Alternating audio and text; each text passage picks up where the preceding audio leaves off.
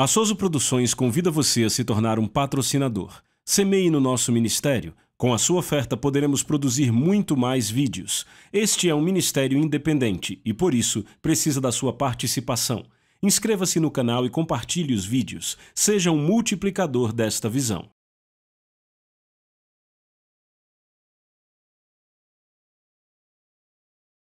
Os versículos usados nos vídeos que traduzimos nem sempre correspondem a versões em português. Muitas vezes precisamos traduzir do original em inglês para fazerem sentido no contexto do vídeo. No domingo passado, eu comecei a ensinar a vocês sobre como receber de Deus. E hoje eu quero falar um pouco mais sobre o receber da parte de Deus. Não muito sobre o dar, mas sobre o receber, como receber de Deus. E há mais sobre isso do que você possa pensar, porque você tem que voltar bem ao início. Mas, glória a Deus, quando estabelecemos uma base forte, então sabemos que a casa não cai. Então eu quero ler aqui no capítulo 4 de Marcos, porque na minha opinião, na minha humilde opinião, esta é uma das passagens mais poderosas na Bíblia no que diz respeito ao entendimento de uma lei espiritual. Então começamos no versículo 13 de Marcos 4, Jesus diz: "Não entendeis esta parábola?" Ele se refere, claro, à parábola que ele começou no versículo 1, a respeito do semeador e da semente. E ele disse: "Como então entendereis todas as parábolas?" Eu entendo a partir desse versículo que ele vai nos dar algo para explicar a parábola, e se entendermos esta, então isso vai nos explicar muita coisa, vai abrir muita coisa para nós, simplesmente recebendo o que está nesta. E eu acredito nisso porque ele fala que é assim que o reino de Deus opera, veremos isso daqui a pouco. No versículo 14 ele diz: "O semeador semeia a palavra. E estes são os que estão à beira do caminho, nos quais a palavra é semeada, mas ouvindo-a, imediatamente vem Satanás e tira a palavra que foi semeada nos seus corações." Falamos deste grupo de pessoas que consiste naqueles que não entendem a palavra. O Evangelho de Lucas nos traz dessa forma, assim como o Evangelho de Mateus, falando da mesma parábola. Ele diz: "Esses são aqueles que ouvem a palavra, mas não a entendem. E porque não entendem nem tentam entender, eles ouvem, mas vai embora. Nada entra daquilo." 16 diz: "E da mesma forma são os semeados em lugares pedregosos, os quais, ouvindo a palavra, imediatamente a recebem com alegria, mas não têm raiz em si mesmos e então perseveraram por algum tempo. Depois, sobrevindo aflição ou perseguição por causa da palavra, imediatamente se ofenderam. E os semeados entre os espinhos, os quais ouvem a palavra, e os cuidados deste mundo e os enganos das riquezas e as ambições das demais coisas sufocam a palavra, e ela se torna infrutífera. Mas os que foram semeados em boa terra, os que ouvem a palavra, a recebem e produzem fruto. Alguns a 30, alguns a 60 e alguns a 100 por um." Observem que essa palavra receber, outra palavra para receber seria aceitar. Ouvem a palavra e aceitam. O que eu quero dizer é que eles aceitam como sendo Deus falando com eles. Você tem que estabelecer no coração que a Bíblia é Deus falando com você. Se você ler como um livro de história ou se ler, só com expectativas sobre a pessoa que escreveu o livro, não vai causar o mesmo impacto em você, mas se você define no seu coração e no seu pensamento que a Bíblia é Deus falando com você pessoalmente, não falando conosco, falando comigo. Uma vez eu conheci um homem e eu peguei a Bíblia dele, eu não fiz isso para mim, mas eu achei uma ideia muito interessante. E no começo, lá no primeiro capítulo do livro de Gênesis, lá em cima onde diz capítulo 1, ele escreveu, com a sua própria letra, ele escreveu lá em cima, "Querido Bill, vírgula." E então lá no final, depois do último livro, depois do último amém no livro de Apocalipse, ele escreveu "Com amor, Jesus." Veja, fazendo isso, ele estava exercitando a fé dele no receber a palavra como uma carta pessoal escrita para ele. E eu gosto disso, quer você escreva assim na sua Bíblia ou não, é algo que todos têm que reconhecer. Algumas pessoas não têm nenhum respeito pela palavra, mas se você a respeita e a aceita como a palavra de Deus, ela dará frutos em sua vida. Verso 21, "E ele lhes disse, vem uma vela ser colocada sob um alqueire ou debaixo da cama, e não para ser colocada sobre um castiçal, porquanto não há nada oculto que não será manifesto, nem coisa alguma foi mantida em segredo, senão para que se torne pública. Se algum homem tem ouvidos para ouvir, ouça." E disse-lhes, "Fiquem atentos ao que ouvis, com a medida com que medis vos medirão a vós, e a vós que ouvis ainda mais será dado. Porque aquele que tem a ele será dado, e aquele que não tem, dele será tomado até aquilo que tem." E ele disse, "Assim é o reino de Deus, como se um homem lançasse semente à terra, e vai dormir, e se levanta noite e dia, e a semente brota e cresce, e ele nem sabe como. Porque a terra por si mesma produz fruto, primeiro a folha, depois a espiga, e por último o grão na espiga. Mas quando o fruto está maduro, logo lhe mete a foice, porque é chegada a colheita. E ele disse: a que assemelharemos o reino de Deus? Ou que comparação o compararemos? É como um grão de mostarda que, quando se semeia na terra, é a menor de todas as sementes que há na terra. Mas tendo sido semeado, cresce e torna-se a maior de todas as plantas, e cria grandes ramos, de tal maneira que as aves do céu podem abrigar-se à sua sombra. Então, nós começamos a falar no versículo 17, eu falei algumas coisas, versículos 16 e 17, sobre os que representam o solo pedregoso, que não tem raiz em si mesmos. Então eles ouvem a palavra e se empolgam no começo, mas depois aflição e perseguição vêm, e ela vai vir, ela vem para todo mundo, mas não é grande coisa, não precisamos glorificar a perseguição ou a aflição. Reconhecemos que é verdade, mas e daí? Ela vem para todo mundo de um jeito ou de outro, é parte do estarmos na terra. Eu nunca entendi pessoas que têm uma atitude de quem acha que perseguição e aflição, as obras do diabo são mais fortes para quem é crente do que para quem não é. Pode vir de formas diferentes, entende? Mas sabe, o diabo não está mais, ele não pega mais pesado com o crente do que com o não crente. Você pega um incrédulo, ele está a caminho do inferno, o que pode ser pior do que isso? Não nos custa nada servir a Deus, ao contrário, isso nos paga. Glória a Deus, não custa nada a ninguém ser cristão. Pessoas dizem: eu abri mão de tudo para ser cristão. Você precisa se arrepender e se alinhar com Deus, você não desistiu de nada, não abriu mão de nada. A perseguição e a aflição vêm, mas não glorificamos isso, não damos valor a isso. Algumas pessoas, por causa dessa atitude, elas pensam errado sobre nós da fé. Elas pensam que dizemos que provas, tribulações e tentações não vêm para ninguém. Eu nunca disse isso e nunca ouvi ninguém dizer isso. Eu nunca ouvi nenhum professor da fé dizer que a tentação não vem. A questão é que não glorificamos isto. Quem quer glorificar o que o diabo está fazendo? Vamos glorificar o que Deus está fazendo. Eu vou para o livro de Salmos e eu vejo ali dizendo: eu vou louvar a Deus pelos seus maravilhosos feitos. Bem, quando você fala sobre o que Deus está fazendo, está louvando a Ele. Quando você fala do que o diabo está fazendo, está louvando a Ele. Quem quer louvar o diabo? Vocês estão me ouvindo? Quando você fala do que o diabo está fazendo, está dando louvor ao diabo, e eu me recuso a louvar ao diabo. Eu não vou fazer isso. Bem, esta é a semente que cai entre as pedras ou em solo pedregoso. Eles recebem a palavra, logo se empolgam, mas então perseguição e aflição vêm. Por quê? Por causa da palavra, ele diz. E a Bíblia diz que eles se ofendem. Veja, eles se ofendem porque não têm nenhuma raiz em si mesmos. Veja, ele traz a comparação com uma planta, ele fala do pedaço de terra, da semente, da forma como a semente opera. Ele disse que todo o reino funciona desse jeito. Então a semente entra na terra e, ao mesmo tempo que está crescendo para cima do solo, está empurrando para baixo suas raízes. Abaixo do solo, algumas plantas são diferentes de outras. Algumas plantas têm raízes mais fundas, outras têm raízes mais rasas. Geralmente as que têm raízes mais rasas são as que brotam mais rápido. Entendem? Bem, não foi o que ele disse eles recebem com alegria. Você entende? Veja que foi a única coisa que ele disse, eles recebem com alegria. Aparentemente, esses são os únicos que realmente se empolgam com isso, porque ele menciona alegria nesse caso, mas nos outros casos ele não fala de alegria. Estes recebem com alegria, mas então, quando o calor da batalha chega, eles se ofendem, porque, bem, eles brotam rápido, mas como não tem raiz, eles secam e fracassam. Bem, falamos disso no nosso encontro passado. A única forma de aprofundar as raízes no que diz respeito a Deus, nas coisas de Deus, é meditando na palavra de Deus. Está lá em Salmo 1. A Bíblia diz: abençoado é o homem que não anda no conselho do ímpio, nem fica no caminho dos pecadores, nem se assenta na cadeira dos escarnecedores. Mas o seu prazer está na lei do Senhor, e nesta lei ou nesta palavra medita dia e noite.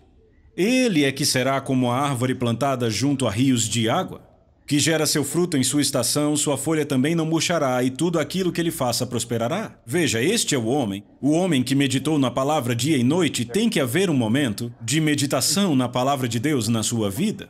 Agora, mais uma vez, isto é algo... Talvez eu deva entrar um pouquinho mais nisso para trazer um pouco mais de clareza. Eu fiz afirmações sobre mim mesmo e sobre outros meditando na palavra de Deus, sobre como houve um tempo em minha vida em que eu peguei essa verdade e eu simplesmente jejuei de tudo mais, coloquei tudo de lado jornais, televisão, rádio, tudo que não tinha a ver com a palavra. Houve um tempo em que eu nem comia, para que eu pudesse ficar no meu quarto com a minha Bíblia. Sabe, eu seria o que algumas pessoas classificam como fanático religioso. Eu era um fanático pela palavra de Deus. Mas veja, isso não é algo, talvez algumas pessoas não entenderam ou eu deixei a impressão errada. Não foi algo que eu me esforcei para fazer. Não foi algo que eu tentei fazer.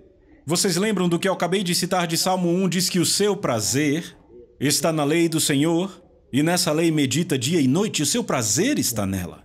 Então entenda, essas verdades começaram a tomar vida em mim, a palavra de Deus se tornou viva para mim, eu reconheci, entenda, eu falei agora há pouco, eu entendi que ela era Deus falando comigo. Eu queria saber o que Deus tinha para me dizer. Eu queria saber tudo o que Deus tinha para me dizer, então eu entrei naquilo, comecei a cavar e não foi um esforço para mim, ninguém me obrigou àquilo. Eu fiz, mas é claro, eu passei por todas as experiências malucas que todo mundo passa. Eu ouvi, sabe, que era bom, que fulano de tal uma vez estava acordando às 4 da manhã para ler a sua Bíblia, então eu decidi que eu ia acordar às 4 da manhã para ler a minha Bíblia e acabei pegando no sono como todo mundo, entende? Não é o acordar às 4 da manhã e ler a Bíblia que faz funcionar. Você entende? O meu prazer estava na lei do Senhor. Agora, a forma como eu sempre agi, para mim sempre foi mais fácil ficar acordado até tarde lendo a Bíblia do que acordar cedo, 4 da manhã para ler a Bíblia. Eu não tenho problema de ficar acordado a noite inteira, mas levantar... Evidentemente, pela forma como estão balançando a cabeça, muita gente é assim. Ora, não há nada mágico ou místico a respeito das 4 da manhã. No que diz respeito à Bíblia, o importante é que você gaste tempo com a palavra, porque você reconhece que essa é uma visita pessoal de Deus e você está lá porque quer. Entende? Agora, como eu digo, esse tipo de coisas, ouçam atentamente o que eu estou dizendo, não me entendam mal, não usem o que eu estou dizendo como desculpa para, sabe, desculpa para preguiça. Mas, por outro lado, entendam o espírito do que eu estou dizendo. Sabe, eu não faço hoje necessariamente as coisas que eu fiz. Eu não jejuo de comida como eu fiz. Eu assisto televisão de vez em quando. Eu ouço algumas coisas, eu leio alguns jornais. Eu não estou dizendo que isto é muito bom. O que eu estou dizendo é que eu faço essas coisas hoje. Não é a mesma intensidade que foi naquela época. Mas veja, eu passei por aquele tempo quando eu estava edificando a palavra de Deus dentro de mim, tornando-a parte de mim. Agora, uma vez que ela se tornou parte de você, então talvez você não precise fazer mais tanto, se isolar de tanta coisa, gastar tanto tempo para manter o que você recebeu. Sabe, vamos falar de um campo. Jesus disse que em sua comparação a palavra de Deus é semeada num campo, certo? Certo. Quando é que você realiza mais trabalho? Num jardim ou num campo onde você está plantando? A maior parte do trabalho é realizada na preparação do solo. Se você tem um campo cru onde nada foi plantado, como eu estava, então você tem que vir com um arado, ferramentas, você tem que usar tratores, o que quer que seja, você tem que abrir caminho na terra, tem que quebrar pedras, tem que limpar todo o campo, você tem que fazer essas coisas, sabe, para preparar a terra para a semente. Eu lembro que uma vez eu tentei plantar um jardim no meu quintal sem preparar o solo adequadamente. Tudo que eu fiz foi passar com uma pequena semeadeira a gasolina ali, abrindo caminho no solo, e aí plantei algumas sementes. Eu te digo, aquilo foi uma das maiores bagunças que eu já vi. Olha que eu tive fruto. Eu tive fruto, mas tive mais ervas daninhas que qualquer outra coisa. Porque eu não tirei o tempo para preparar o solo adequadamente. A única coisa que eu fiz foi jogar algumas sementes ali embaixo, achando que como estavam cobertas, estavam bem. Entende? Mas Jesus disse que não há nada escondido que não venha a ser manifesto. E elas se manifestaram. Amém? Estava tudo ali, então finalmente eu entendi aquela coisa de ervas daninhas e não mexi mais com aquilo. Por outro lado, meu padrasto era jardineiro, tinha um jardim que florescia todo ano, sabe? Todo ano. Durante o inverno, ele armazenava coisas só para deixar apodrecer e virar um composto que pudesse usar. E usava durante a primavera antes de plantar. E a cada ano aquele solo ficava melhor e melhor e melhor. E não precisou de muito trabalho para produzir fruto, para produzir uma colheita, uma boa colheita. Nos anos seguintes, diferente do primeiro ano, porque quanto mais tempo ele passava cuidando do solo, melhor aquele solo ficava, depois de um tempo podia até plantar pedra que dava. É claro, é brincadeira, mas eu estou falando que aquele solo era tão bom que você olhava e dizia, aqui cresce qualquer coisa. Amém? E ele plantava vegetais maravilhosos. Na minha horta, minha esposa sabe do que eu estou falando, eu me aventurava a plantar alguns pepinos, eles saíam pequenos, deformados, dava pena. Vocês sabem do que eu estou falando? Aqueles vegetais que são mirrados, murchos, engelhados, aquela coisa feia. Sei lá, parece um mutante. É estranho de olhar, né? Amém? Então, preparação do solo, isso é algo que todo mundo precisa entender que isto é necessário. É necessário preparar o solo do seu coração. E então, depois disso, sabe, talvez você não precise gastar tanto tempo quanto gastou da primeira vez, e mesmo assim você dá um fruto cada vez melhor, porque Deus te dá sabedoria. Você começa a fazer um ajuste fino em cada área. Outra vez, não é desculpa para a preguiça, não saia por aí dizendo, sabe, ele disse isso, então quer dizer que eu não preciso ler minha Bíblia todo dia, precisa sim, é melhor que você leia. Eu já disse aqui, comece o dia com a palavra, termine com a palavra, e você dormirá melhor, ficará mais descansado, seus dias vão ficar melhores, eles vão. Você dá algo para o Espírito Santo trabalhar, mas meditar na palavra de Deus todo o tempo será necessário para afundar raízes. Agora, como eu disse, eu posso não gastar tanto tempo ouvindo áudios e lendo a Bíblia como costumava fazer, mas eu estou sempre consciente da presença de Deus em minha vida. Não se passa nenhum minuto na minha vida sem que eu esteja consciente e pensando na presença de Deus, sem reconhecer que Ele está ali. Eu tenho comunhão com Ele em todo o tempo. Agora entenda, eu não estou dizendo que eu sou um tipo de guru espiritual que anda por aí com uma névoa religiosa. Quando eu falo com você, sou eu falando, mas muitas vezes Deus vai me dizer o que falar com você. Você está ouvindo? Amém. Você começa a aprender a voz de Deus e cresce em maturidade, glória a Deus. Mas meditar na palavra de Deus é necessário para afundar essas raízes, para que quando a perseguição e a aflição venham por causa da palavra, você não se ofenda. Agora, notem de novo, Jesus disse no versículo 26 e versículo 30 do capítulo 4, assim é o reino de Deus, como se um homem lançasse semente à terra. Versículo 30 e 31, o reino de Deus é como um grão de mostarda, que quando se semeia na terra, é a menor de todas as sementes que há na terra. Certo, falamos da terra e outra vez eu estou falando especificamente sobre finanças, mas funciona da mesma forma em qualquer área. Não está limitado às finanças, mas eu quero que você veja financeiramente. Agora, com isso em mente, vamos abrir a Bíblia no capítulo 4 do livro de Filipenses e vamos ver o que o Espírito Santo diz para nós aqui. Filipenses capítulo 4, e vamos começar a ler do versículo 4. Regozijai-vos sempre no Senhor. Hoje diríamos alegrem-se, e outra vez digo regozijai-vos. Seja a vossa moderação notória a todos os homens, o Senhor está próximo. Não fiquem cuidadosos com nada. Agora veja, essa versão King James é um pouco diferente no que diríamos hoje. Em nossa língua moderna, nós diríamos não estejais ansiosos por coisa alguma. A versão ampliada diz não tenham nenhuma ansiedade ou preocupação por nada. Mas em tudo, pela oração e súplica com ações de graças, sejam as vossas petições conhecidas diante de Deus. E a paz de Deus, que excede todo o entendimento, guardará os seus corações e suas mentes por Cristo Jesus. Finalmente, irmãos, tudo que é verdadeiro, tudo que é honesto, tudo que é justo, tudo que é puro, tudo que é amável, tudo que é de boa fama, se há alguma virtude e se há algum louvor, nisso pensais. Estas coisas que aprendestes e recebestes e ouvistes e vistes em mim, isso fazei, e o Deus de paz será convosco. Regozijei-me grandemente no Senhor, porque finalmente o vosso cuidado por mim floresceu novamente. Porque já erais cuidadosos, mas vos faltava oportunidade. Não digo isto como por necessidade, porque já aprendi, e seja qual for o meu estado, a estar contente com isso. Verso 12, eu sei como estar humilhado, e sei também como ter abundância. Em todo lugar e em todas as coisas estou instruído tanto a ter fartura como a ter fome, tanto a ter abundância como a sofrer necessidade. Posso fazer todas as coisas por meio de Cristo que me fortalece. Todavia, fizestes bem em tomar parte na minha aflição.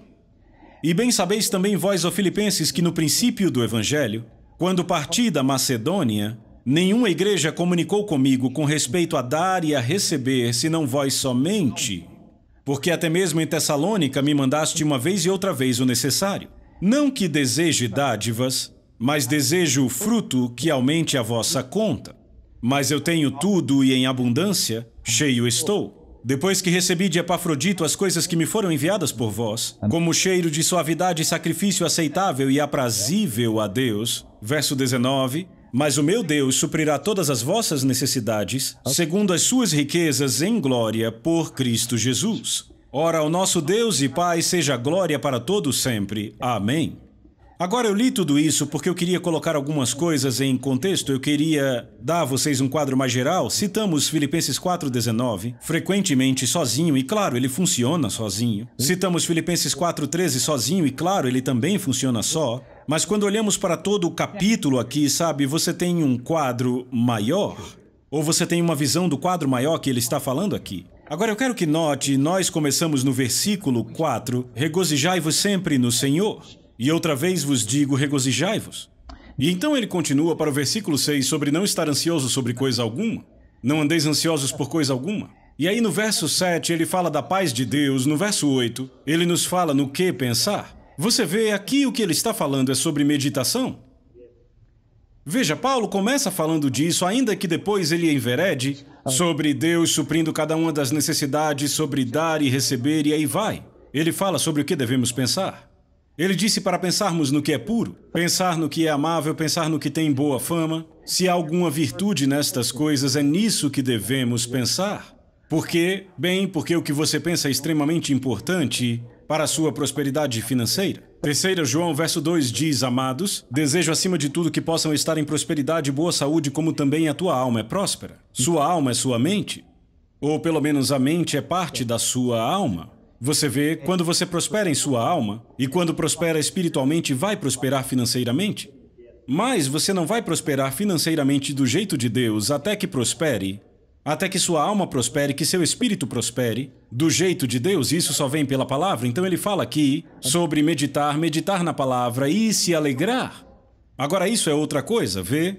Como eu disse na noite passada, o que você pensa é sobre o que você vai falar. E aquilo do que você fala é sobre o que vai pensar. Então, se você torna um hábito louvar a Deus, e eu te digo, você nem precisa fazer disso um hábito, só precisa ceder. Se você tem o Espírito Santo vivendo por dentro, se você é cheio do Espírito, você tem louvor em seu coração e terá louvor em sua boca. É simples assim. Eu lembro de uma história sobre P.C. Nelson, sabe, um dos pioneiros no movimento pentecostal do século XX, e uma vez ele estava com outro ministro, um ministro denominacional.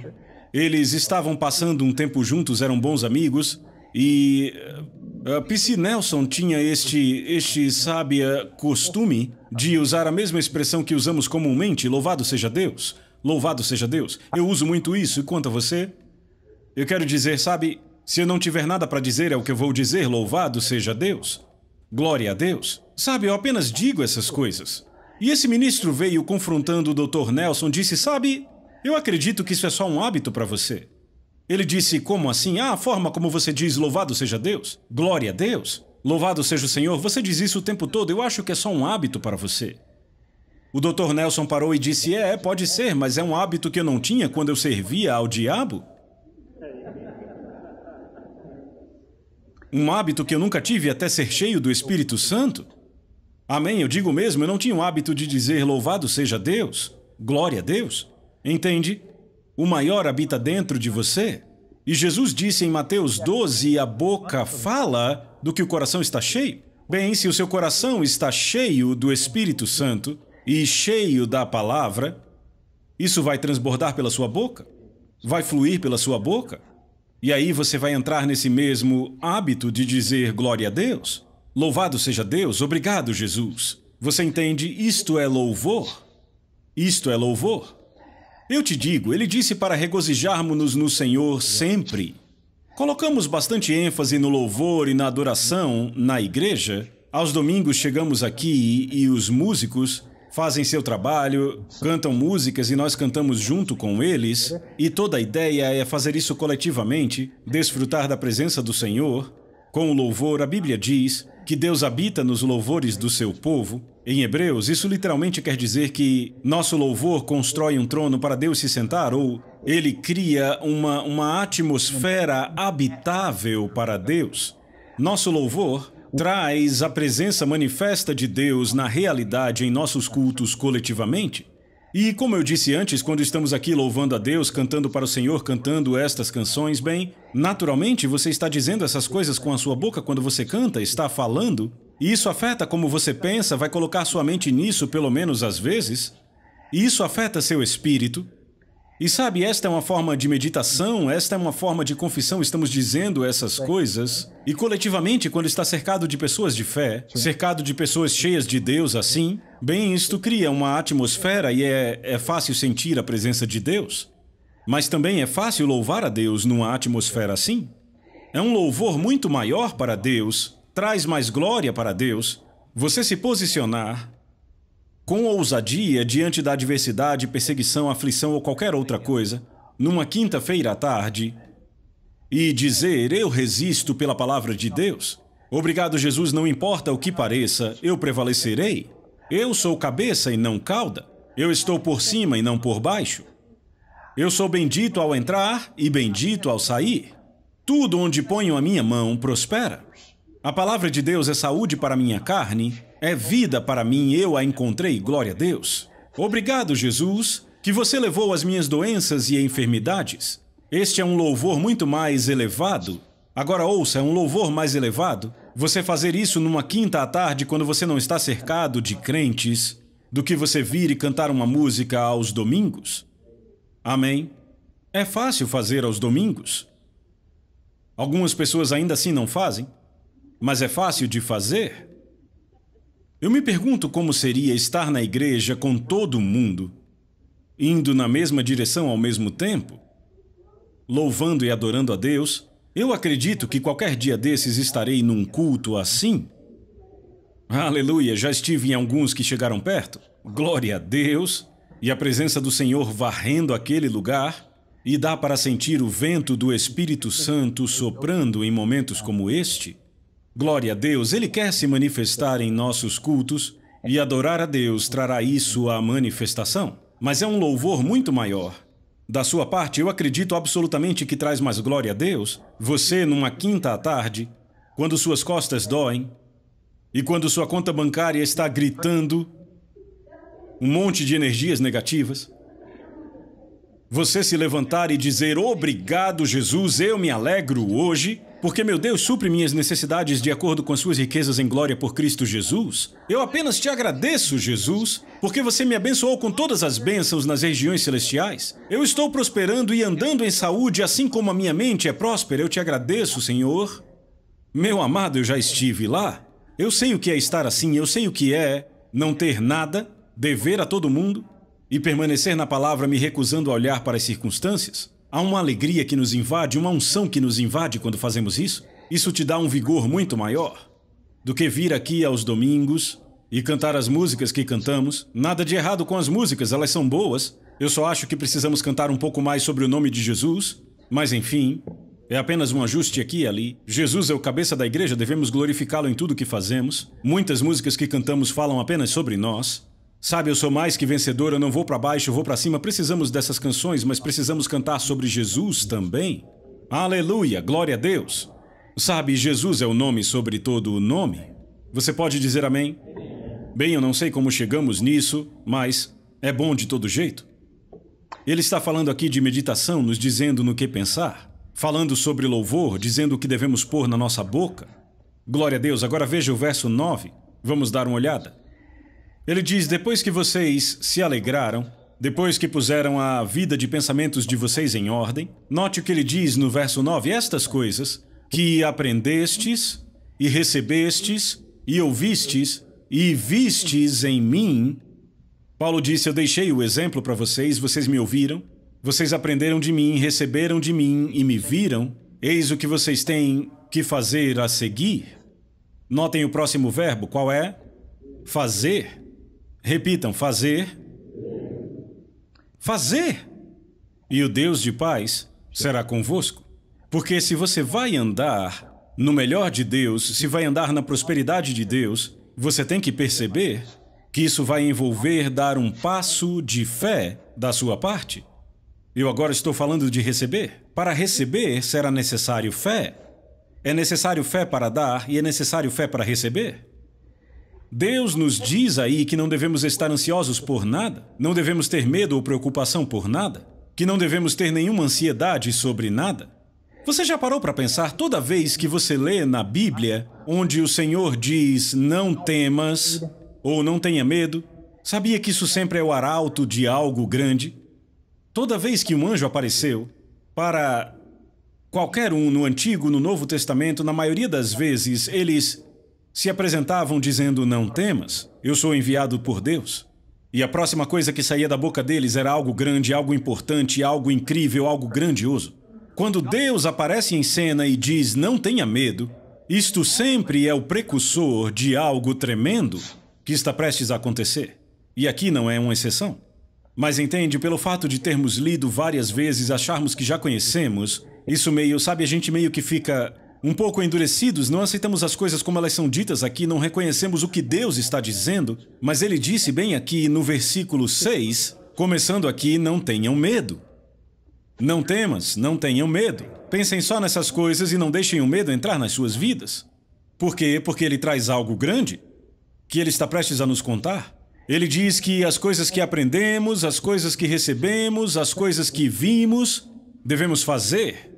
E o que vem a seguir é aí quando nós vemos o versículo 19, mas o meu Deus vai suprir, ele suprirá todas as suas necessidades, não de acordo com o seu pensamento, não de acordo com o que o mundo dita, mas de acordo com as suas riquezas em glória por Cristo Jesus, se fizermos a primeira parte. Paulo estava falando aí sobre dar e receber. Para recebermos de Deus, temos que fazer algo com a forma como pensamos, temos que começar a louvar a Deus e temos que começar a fazer o que Ele nos dá para fazer, dar passos de fé. Agora deixa eu mostrar uma história sobre isso. Vá para o livro de Lucas. Vamos ver isso com atenção. Lucas capítulo 5, vamos ver um homem que não olhou para o natural. Se você olha para o natural, se pensa no natural, não vai conseguir. Se você olha para a palavra, se pensa pela palavra, vai conseguir. Lucas capítulo 5, e aconteceu que apertando-o a multidão para ouvir a palavra de Deus, ele estava junto ao lago de Genezaré e viu 2 barcos parados junto ao lago. Mas os pescadores tinham descido deles e estavam lavando suas redes. E ele entrou em um dos barcos que era de Simão e lhe pediu que o afastasse um pouco da terra, e sentando-se ensinava do barco a multidão. E quando ele terminou de falar, disse a Simão, velejai para o profundo e lançai as redes para um arrastão, uma pesca. E respondendo Simão, disse-lhe, mestre, nós trabalhamos toda a noite e nada apanhamos, mas sobre a tua palavra eu lançarei a rede. E fazendo assim, fazendo do verbo fazer, e fazendo assim, eles pegaram uma grande quantidade de peixes, e a rede se rompia, e eles acenaram aos seus companheiros que estavam no outro barco para virem ajudá-los, e eles vieram e encheram ambos os barcos a ponto de começarem a afundar. E vendo isso, Simão Pedro caiu de joelhos diante de Jesus, dizendo, afasta-te de mim, Senhor, porque eu sou um homem pecador, pois ele estava admirado, e todos os que estavam com ele diante do arrastão de peixes que haviam feito. Agora, aqui temos a história, você já ouviu ela antes, mas eu quero aplicar pessoalmente a vocês. Jesus pediu algo a esses pescadores e eles deram. Bem, pode ser que você não tenha um barco para emprestar a Jesus, mas ele te pediu para dar. Ele te pediu para dar o dízimo. Ele te pediu para ofertar, para lhe dar ofertas. E você fez isso, ou seja, você prestou um serviço a ele fazendo isso. Eu não quero dizer, sabe, que ele não conseguiria sem você. Em um sentido ele conseguiria, em outro não. Obviamente ele não conseguiria sem todos. Mas é claro que não existe isso de, sem esse indivíduo, você entende? Deus não consegue fazer, ele tem um plano e um propósito para todos, mas basicamente, você presta um serviço para o Senhor quando você dá o dízimo e oferta. Amém? Quando dá ofertas. Muito bem, então, depois que isto foi feito, ele recebeu algo de Simão Pedro, depois de Pedro ter dado algo a ele, de ter dado a sua expertise como velejador, ter dado o seu tempo através do uso do seu veículo. Depois de ele ter dado para o Senhor disse, velejai para o profundo e lançai as redes para um arrastão. E Simão fez esta afirmação natural que lemos, mestre, nós trabalhamos toda a noite Bem, o que isso significa? O Lago de Genezaré, aqueles que já estiveram lá sabem disso e aqueles que ainda vão saberão. O Lago de Genezaré, ou Mar da Galileia, como também é chamado. A água é tão límpida que os peixes conseguem ver a rede durante o dia, por isso os pescadores pescam à noite. Quando os peixes não conseguem ver as redes e por isso caem nelas, do contrário, eles as evitam. Então, no Lago de Genezaré, não é assim em todo lugar necessariamente, mas no Mar da Galileia, a pesca é melhor à noite. Não se pesca nada durante o dia. Até hoje, a pesca comercial lá ocorre à noite. Então, tinham pescado a noite inteira e já era dia. E ele disse, pescamos toda a noite e nada apanhamos, mas, sobre a tua palavra, eu lançarei a rede. E fazendo assim, eles pegaram uma grande quantidade de peixes e a rede se rompia. Então tem duas coisas que eu quero que você veja. A primeira, sobre a qual já falamos, mas eu quero que você ouça de novo, que é a seguinte. Pedro perdeu uma grande oportunidade aqui. Nós focamos na bênção e tudo bem, está certo, mas o que Deus quer é que você tenha tudo, que você receba toda a colheita que está chegando. É assim que Deus pensa. Jesus disse lançai as redes, com S está no plural. Pedro lançou a rede, R-E-D-E, singular. Foi por isso que aquela rede começou a se romper. Jesus não deu a ordem para quebrar a rede de Pedro. Ele disse, lançai as redes na água. Havia um grande cardume ali e havia peixe demais para apenas uma rede.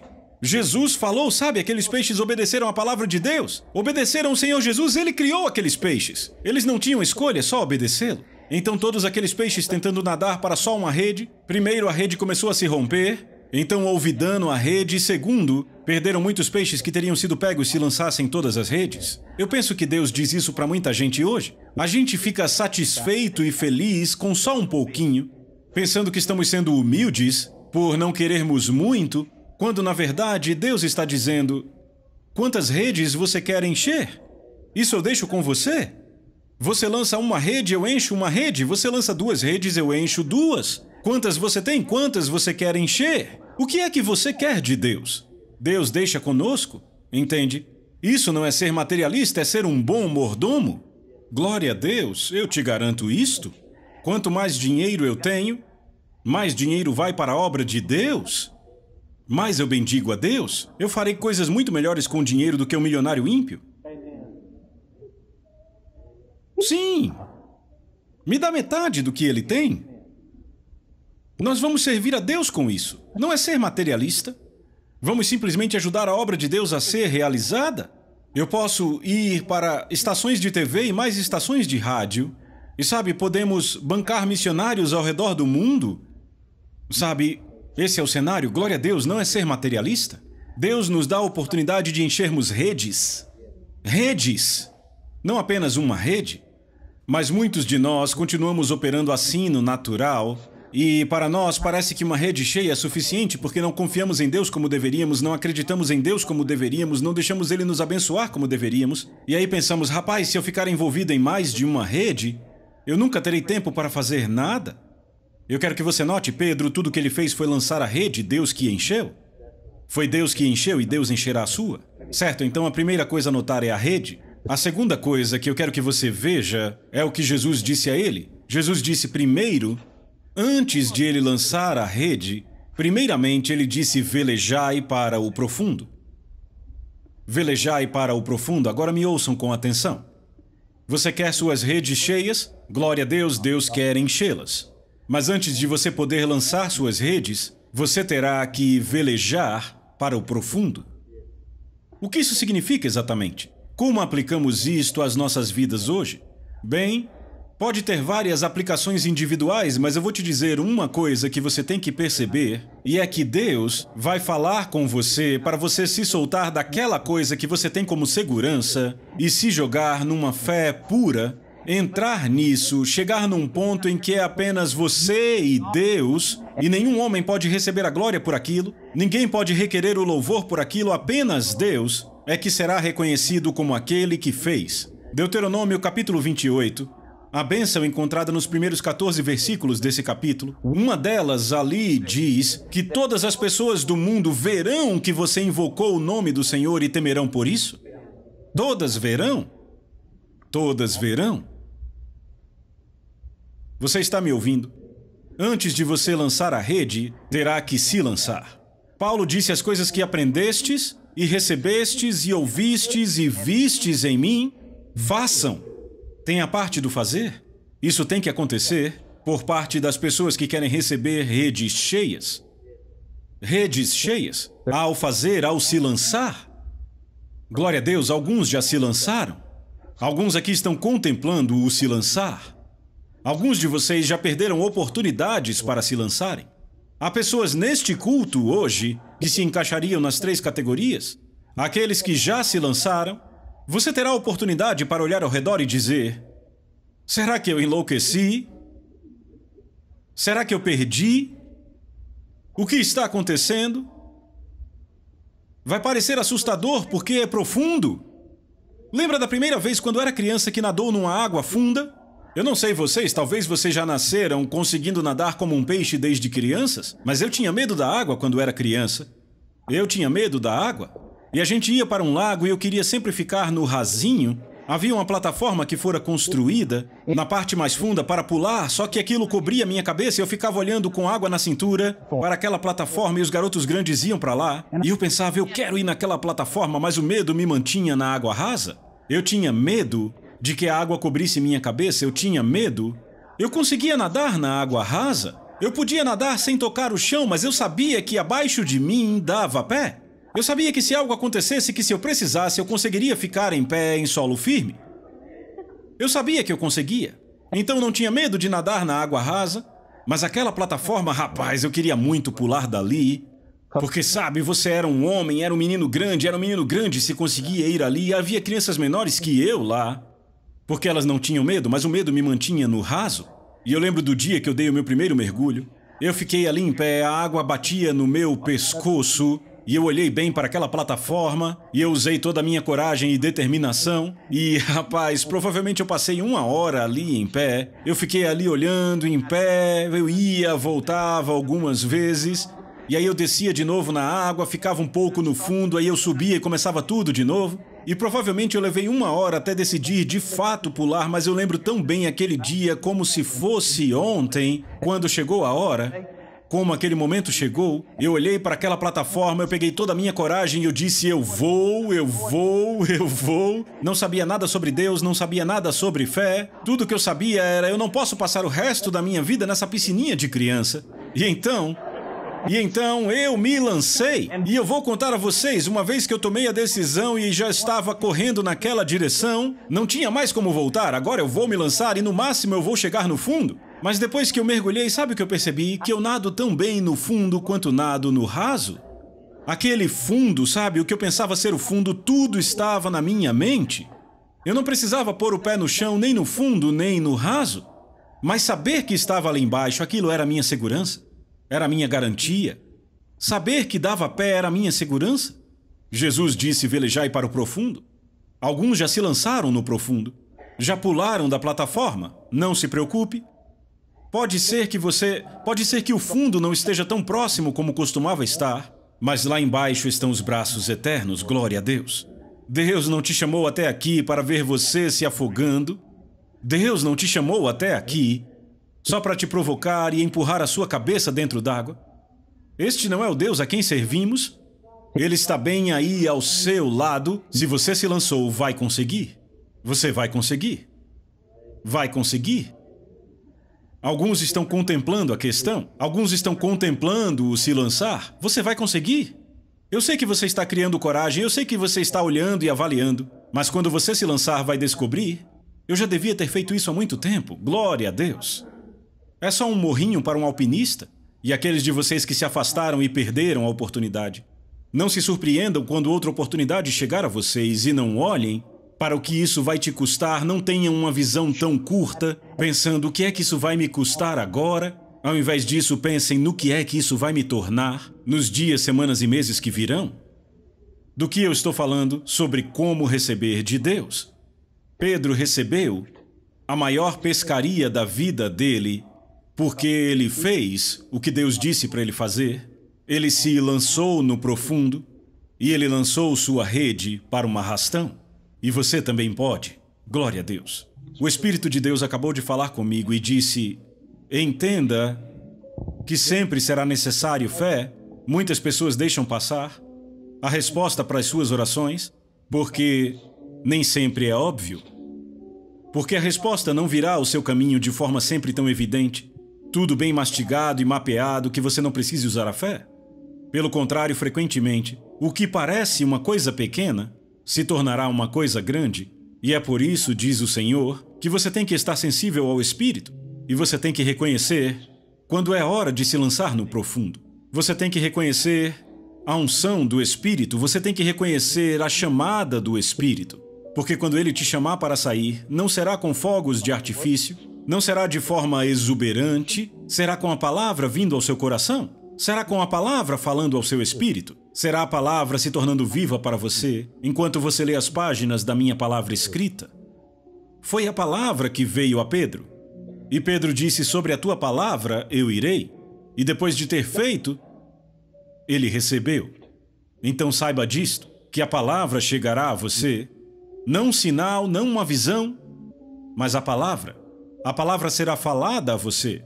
A palavra será vivificada em seu espírito. E você saberá que ouviu a voz do Senhor, e quando ouvir, então deve fazer. Uma vez tendo ouvido, é hora de fazer. E quando você fizer, você receberá. Obrigado, Senhor Deus. Decisões. Muitos ficam nas encruzilhadas, em lugares de decisão. Decisões são assustadoras às vezes. Decisões, frequentemente, trazem o desconhecido. Mas eu sei o futuro. Diz o Senhor, eu conheço o princípio e o fim, anuncio o fim desde o princípio.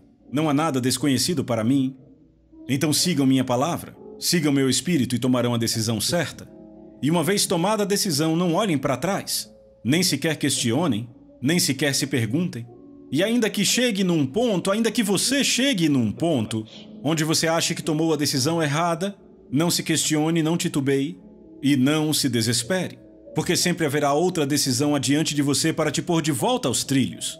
Então se regozije, se alegre, saiba que você é guiado pelo Espírito e confesse que você é guiado pelo Espírito, tenha bom ânimo. E se alegre pelo fato de que você é guiado pelo Espírito de Deus. Aleluia!